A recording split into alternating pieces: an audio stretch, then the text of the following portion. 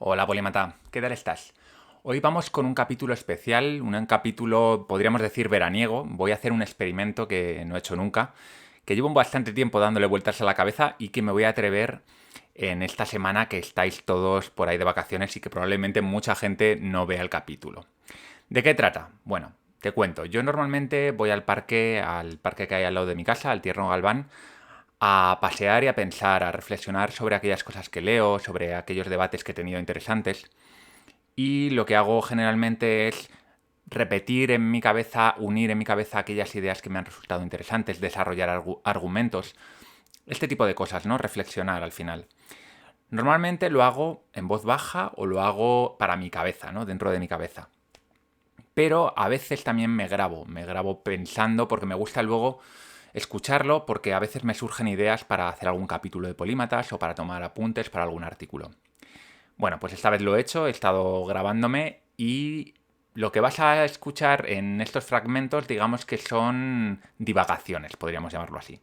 Obviamente no son capítulos de polímatas en los que yo estudio bien un tema, lo desarrollo de manera detallada, doy evidencias, etcétera, sino que estos son pensamientos en voz alta, por lo tanto no tienen para nada el mismo rigor que un capítulo de polímatas y tienen otro ritmo diferente, mucho más pausado, en el cual, bueno, pues yo voy pensando y voy hablando sobre la marcha. En cualquier caso, creo que tienen cierto valor, si no, no lo compartiría contigo, porque son algunas ideas sobre las que reflexiono que creo que te pueden ayudar a tú mismo tener un acicate para pensar sobre aquello que yo he pensado y te estoy contando aquí, ¿no? Algunas de esas ideas son el mismo hecho de reflexionar, por ejemplo. También hablo de algunas de esas situaciones en las que todos nos hemos encontrado, en las que tú lees un libro que te convence, por ejemplo, de que el crecimiento económico puede ser algo negativo, y sin embargo luego lees otro libro que te dice exactamente lo contrario y también te convence, ¿no? Bueno, pues son diferentes reflexiones que creo que tienen su valor, así que si te apetece es una media horita más o menos, y bueno, ya me dirás qué te parece. Si te gusta, pues lo repetiré más adelante y si no, pues me las guardaré para mí. Vamos a empezar. Esto es Polímatas. Conocimiento, razón y aprendizaje.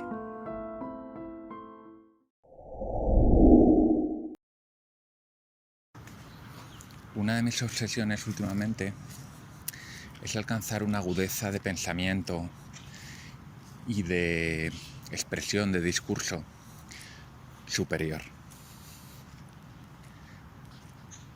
Si no hacemos el esfuerzo, es muy fácil caer en la repetición continua de ideas de otros, de tus mismas ideas, repetidas una y otra vez de diferentes maneras, pero en las que no hay ninguna originalidad, en las que probablemente tampoco hay mucha profundidad. Es lo cómodo. Sin embargo, yo aspiro a otra cosa. Uno de mis objetivos vitales es profundizar en la realidad, hacerlo de un modo que no lo hace la mayor parte de la gente. ¿Cómo puedo hacer eso? Haciendo un esfuerzo deliberado probablemente, también dejando a mi mente vagar y coger esas ideas que de repente surgen de la nada y prestarles atención para poder desarrollarlas mejor. Creérmelo, creer que realmente soy capaz de tener ideas originales, de hacer análisis originales y profundos. Y no ser tímido a la hora de lanzarme a por ellos, aunque quizá los resultados no sean los esperados. Para poder obtener una buena idea, crear un gran artículo, hacer un análisis novedoso de algo que se había analizado una y otra vez por cientos o miles de personas, hay que insistir. Hay que dejarse llevar por ideas que a priori pueden no ser demasiado cuerdas o demasiado lógicas, pero que una vez cogidas por los pelos, esas ideas se pueden desarrollar y llegar a crear algo sólido y original.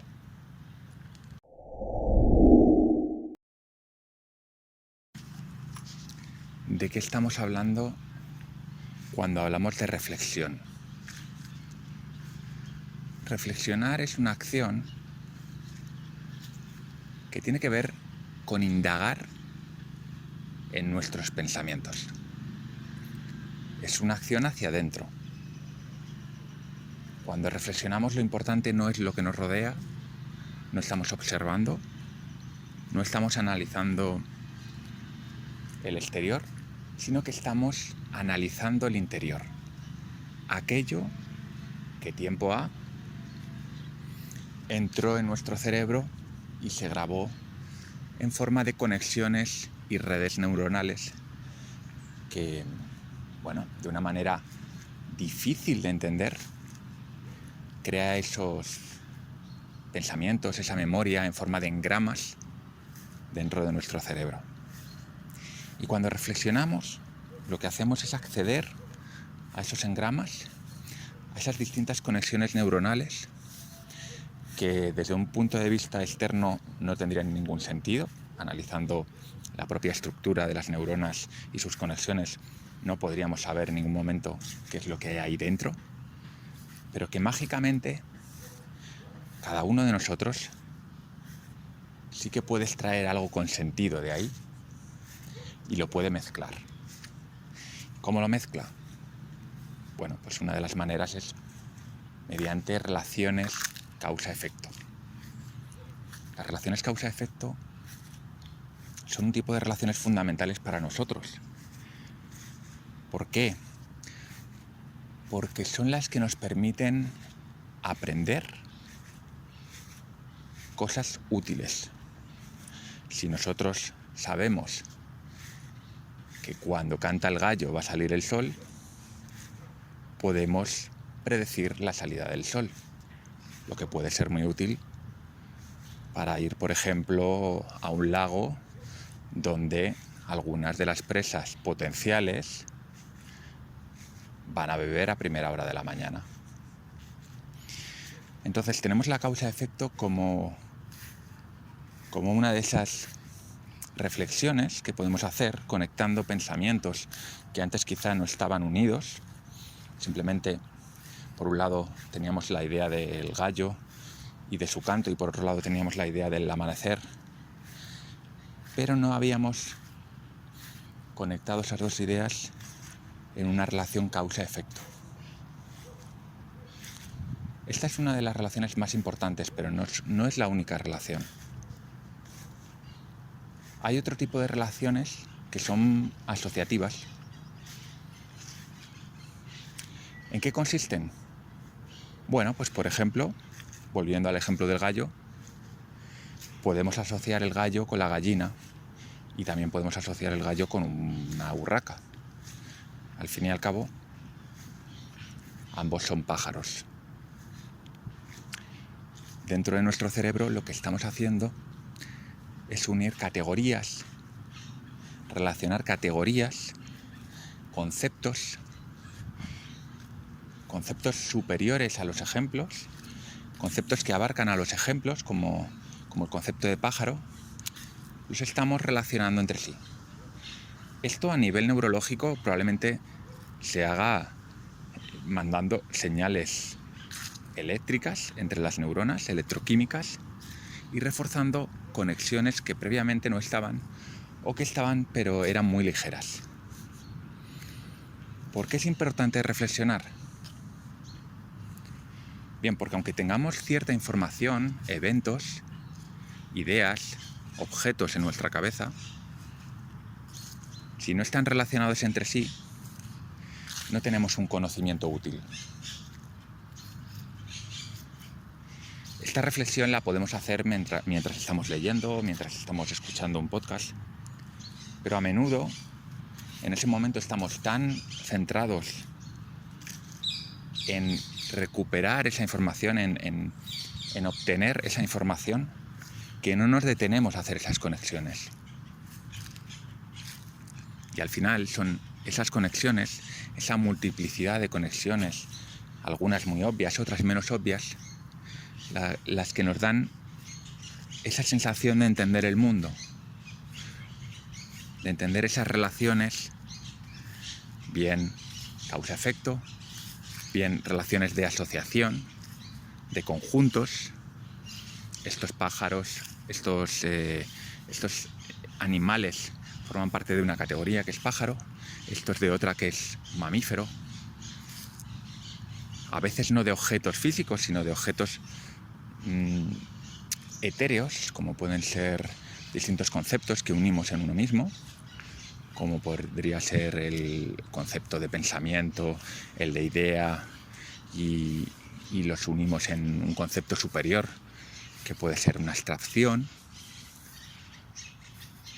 Por lo tanto, ya vamos entendiendo que la reflexión es un proceso hacia adentro necesario para poder agregar conocimiento, no metiendo más información, sino uniendo la información que ya tenemos en el cerebro, enriqueciendo las conexiones neuronales, que es un poco lo que pasa a nivel más físico. De esta manera, cuando volvamos a tratar el tema de los pájaros o el tema del amanecer, tendremos la capacidad de navegar entre esas conexiones y tendremos más herramientas para entender el mundo y, por lo tanto, para actuar de la manera más adecuada, más racional, más lógica.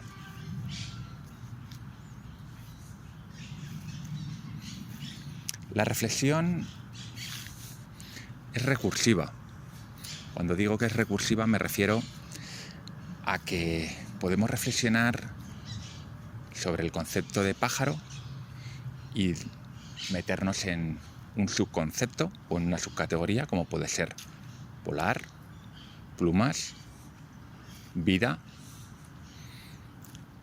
y entonces explorar ese concepto, reflexionar sobre el concepto de vida, por ejemplo. Y cuando reflexiono sobre el concepto de vida, a su vez puedo reflexionar sobre el concepto de metabolismo. Y cuando recorro este camino, una vez más vuelvo a hacer conexiones. Conexiones que se refuerzan y que van a estar más accesibles en un futuro cuando las necesite. Para tener un conocimiento real del mundo, no puedo aislar los conocimientos. No puedo aislar la física de las matemáticas, ni la biología de la física, ni la sociología de la psicología. Tengo que derribar esos muros y para eso muchas veces necesitamos reflexionar sobre cómo se conectan las ideas de la psicología con la sociología, cómo influyen los individuos en el grupo y a su vez cómo influye el grupo en los individuos. Esta reflexión, como he dicho, puede venir de una lectura, pero no siempre viene así. Nosotros tenemos la capacidad de hacer esas relaciones a partir de nuestra propia observación. El conocimiento no solo viene de los libros. Hay un conocimiento intuitivo que tiene que ver con nuestra experiencia vital. Y nuestra experiencia vital, aunque sea única, no es una experiencia incompatible con otras experiencias. No es algo que yo no pueda utilizar para entender el resto de experiencias. Porque al fin y al cabo somos seres únicos, pero a la vez somos seres clónicos en muchos aspectos. Ahora mismo me encuentro en el Tierno Galván. Estoy solo, prácticamente solo. Y estoy experimentando el mundo a mi alrededor. Veo árboles, el sol se cuela entre las hojas y se extienden sombras sobre el suelo y sobre el césped. Lo que estoy experimentando es una versión de la realidad tamizada por mis sentidos y por mi cerebro. Soy consciente de que no puedo ver la realidad tal cual es, pero tampoco puedo imaginarla de otra manera. Porque ponerte en la conciencia de otro ser completamente diferente a ti es una tarea probablemente imposible. Quizá puedas intentar entender cómo ve ese ser el mundo, cómo lo escucha, en base a lo que conocemos, que nos cuenta la ciencia sobre la percepción de otros seres. Sin embargo, no puedes aislar los sentidos y luego unirlos y pensar que estás siendo un murciélago o una urraca o una paloma o un gusano. Porque la manera en la que integran esos diferentes animales esas percepciones en una mente, ¿no? En una mente que emerge de su cerebro, de su sistema nervioso, es algo que desde luego a día de hoy no podemos ni siquiera imaginar. Si lo piensas detenidamente, esta es una idea tan poderosa y mágica. No nos detenemos lo suficiente a pensar en ella. Que seamos seres que podemos percibir el mundo de una manera única, que tenemos una visión única del mundo, que es cierto que otros individuos de nuestra especie también perciben de una manera similar, o eso es lo que a priori tiene sentido, pero no dejamos de ser únicos. Y en ese sentido estamos solos. Y en ese sentido somos especiales.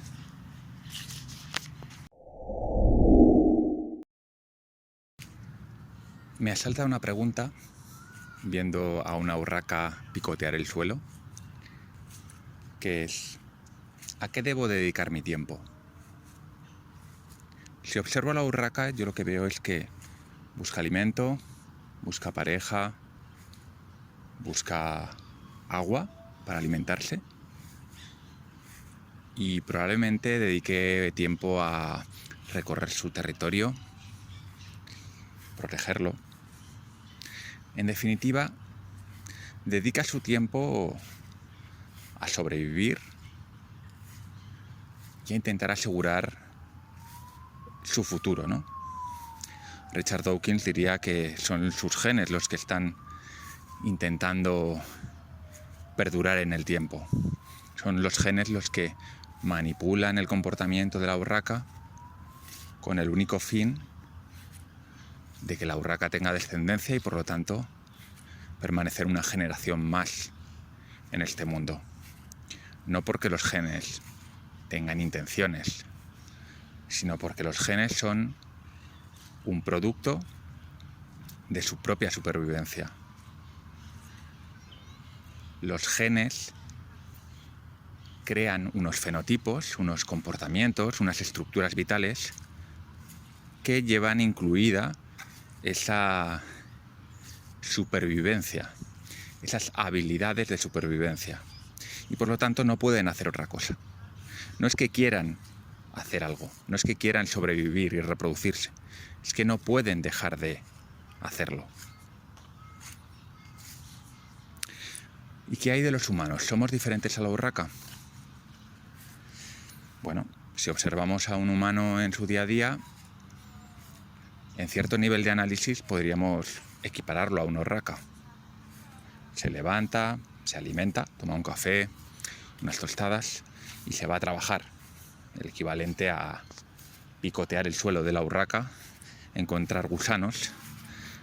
El humano lo que busca es encontrar un salario a fin de mes, probablemente. Luego dedica tiempo a socializar, quizá para encontrar una pareja, ¿no? Y quizá para tener hijos.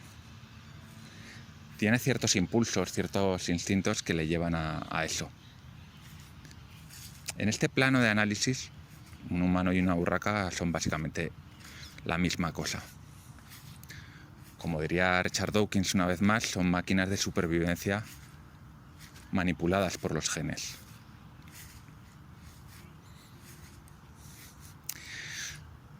¿Cuál es la diferencia, si es que la hay?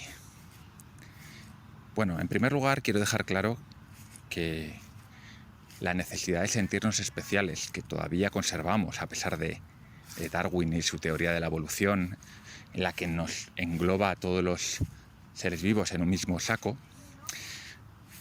aunque sepamos cómo funciona la evolución y sepamos que somos unos monos sin pelo que han desarrollado ciertas habilidades, seguimos queriendo sentirnos especiales y diferentes. Y obviamente cualquier animal en su propio discurso podría sentirse especial y diferente. La urraca podría sentirse especial porque puede volar. El topo porque puede excavar madrigueras. Nosotros nos sentimos especiales porque somos capaces de hablar, de enseñar, de transmitir cultura, de crear ciudades. Y desde ese punto de vista, claro que somos únicos, igual que otros seres lo son, a su manera.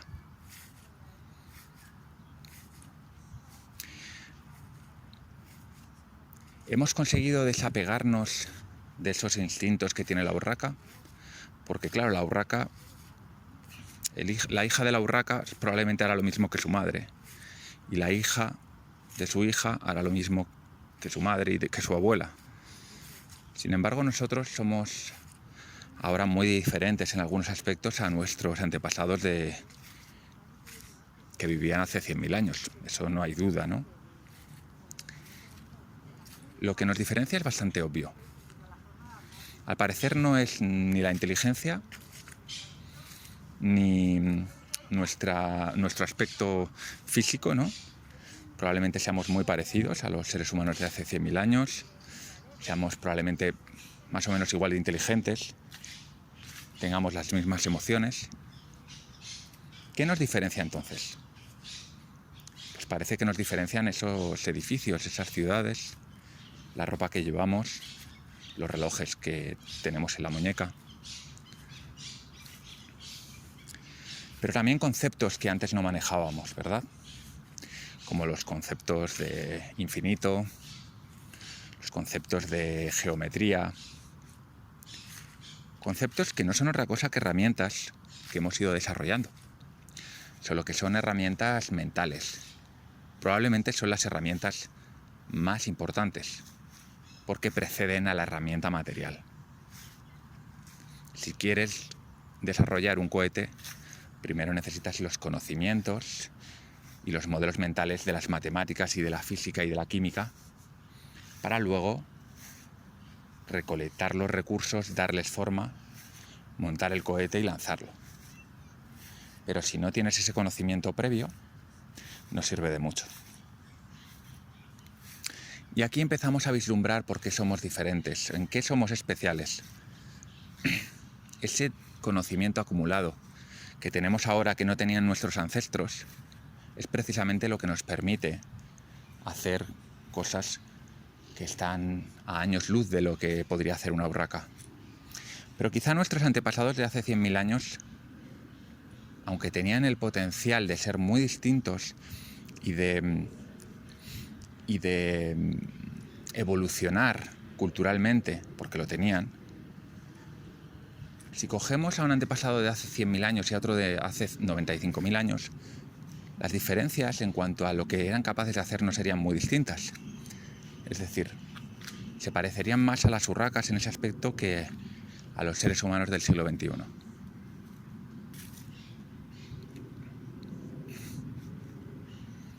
Por lo tanto, ya vamos viendo que no somos especiales por tener unas capacidades muy desarrolladas, sino porque hemos sido capaces de inventar tecnología que nos permite acumular conocimiento. Eso por un lado. Y por otro lado, hemos sido dotados de ciertas habilidades, como el lenguaje rico que tenemos, o esa capacidad de imitación brutal, para poder ir acumulando ese conocimiento que a día de hoy nos convierte en semidioses. Y si me preguntas la diferencia entre la urraca y yo, esa es la principal.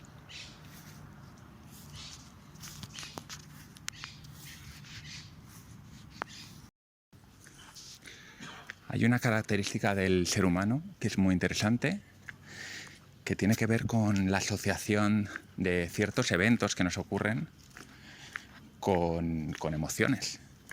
y cómo eso puede marcar el resto de nuestra vida. El ejemplo más claro puede ser la persona que viaja en avión habitualmente y le encanta el avión, pero un día pues hay una tormenta y un montón de turbulencias y acaba con un susto en el cuerpo que no se le va de por vida, ¿no? Pero esto a menor escala ocurre constantemente. Constantemente nos pasan cosas en ciertos entornos, negativas o positivas, y de forma inconsciente relacionamos esas emociones con esos lugares o esas personas. Y es muy difícil deshacer ese lazo. Es relativamente fácil hacerlo, pero muy difícil deshacerlo. Es un tipo de aprendizaje curioso porque la mayor parte de los aprendizajes requieren tiempo y repetición. Si tú quieres aprenderte una lección, ¿no?, de un examen, tienes que estudiártela una y otra vez, rememorar lo estudiado. Sin embargo, hace falta solo una emoción fuerte para asociar el lugar donde estabas cuando te ocurrió esa emoción, para no olvidarlo nunca. Esto tiene muchas implicaciones. Esto lo que nos puede llevar a pensar es que la primera impresión es muy importante, tal cual dice el dicho. Porque si asociamos, por ejemplo, el primer encuentro con una persona a un día en el que nos encontrábamos mal, o a una preocupación que teníamos, o a simplemente algo que hizo esa persona que nos resultó desagradable, puede ser difícil revertir esa asociación entre cómo nos sentíamos y la persona. Y lo mismo con los lugares. Los lugares son capaces de evocar emociones, al igual que lo hacen los olores, ¿no?, o ciertas canciones. Ser conscientes de cómo ocurren estas asociaciones nos puede servir sobre todo para intentar desasociar o desenrollar aquellos lazos o asociaciones que nos hacen la vida más difícil. ¿Cómo se hace esto? Bueno, pues poniéndonos en esa misma situación, pero en unas circunstancias positivas. Probablemente necesitemos varias repeticiones, necesitemos ir a ese lugar que teníamos asociado a la tristeza y ir y sentirnos bien varias veces hasta que poco a poco esa relación estrecha desaparece y se sustituye por una mucho mejor, mucho más adaptativa y funcional. Esto es lo que hacen los psicólogos cognitivos conductuales cuando una persona tiene una fobia, ¿no?, o un miedo, es exponerle gradualmente a esa situación hasta que asocia esa situación con algo positivo. Hay una cosa que no deja de fascinarme. Cómo personas muy inteligentes, con muchísimos conocimientos, expertos en una materia, son capaces de dar buenos argumentos y plantear buenas tesis que son contrarias. Tenemos personas que pueden argumentarte de una manera bastante impresionante cómo el crecimiento económico es uno de los problemas del mundo, ¿no?, de la desigualdad, de la pobreza, del daño al medio ambiente. Personas como Donella Meadows, por ejemplo, que es una experta, era una experta porque murió, en sistemas, en teoría de sistemas, y que tenía una visión holística del mundo, ¿no?, de cómo todo estaba interrelacionado, y que dedicó gran parte de su vida a estudiar ecosistemas, ciudades y todo tipo de sistemas complejos. Y ella era una defensora de reducir el crecimiento, ¿no?, como forma de solucionar buena parte de los problemas en el mundo. Por otro lado, tenemos pensadores de gran talla, como puede ser Steven Pinker, muchos economistas, muchos politólogos, que creen que el decrecimiento o que el estancamiento económico podría llegar a ser un problema muy importante y que podría frenar la salida de la pobreza de muchos países, e incluso que podría ser un problema medioambiental, porque el crecimiento económico entre otras cosas, se produce gracias a la innovación, y dentro de esas innovaciones podemos descubrir mejoras relacionadas con la sostenibilidad del medio ambiente. Por ejemplo, las placas fotovoltaicas o los molinos eólicos que se utilizan para generar electricidad limpia a día de hoy son innovaciones que se hicieron en su momento gracias a inversión que obviamente viene de un crecimiento económico, ¿no? De una creación de riqueza que se puede reinvertir. Tanto si tienen razón unos como si la tienen los otros, para mí la reflexión ahora mismo tiene que ver con cómo son capaces de convencerte, ¿no? Tanto los unos como los otros, con datos, buenos argumentos, y llega un punto en el que es difícil discernir, es difícil posicionarse. Por eso solemos tirar de ideología, y probablemente una persona más de izquierdas abrazará las ideas de Donella del crecimiento cero o de crecimiento, y una persona más bien de derechas o liberal hablará de crecimiento económico como la piedra filosofal del progreso. Es una manera de no tener que pensar demasiado, ¿no?, sobre las diferentes propuestas, de no tener que estudiarte lo que dice el contrario ideológico, pero desde luego es ponerse una venda a los ojos, porque abrazar algo no lo hace más real ni lo hace más correcto. Simplemente te hace más fácil sobrellevar esa disonancia cognitiva, ¿no?, ese dolor casi físico que se produce cuando tenemos unas ideas férreas y nos hacen ver que son equivocadas o nos hacen plantearnos que podrían ser equivocadas.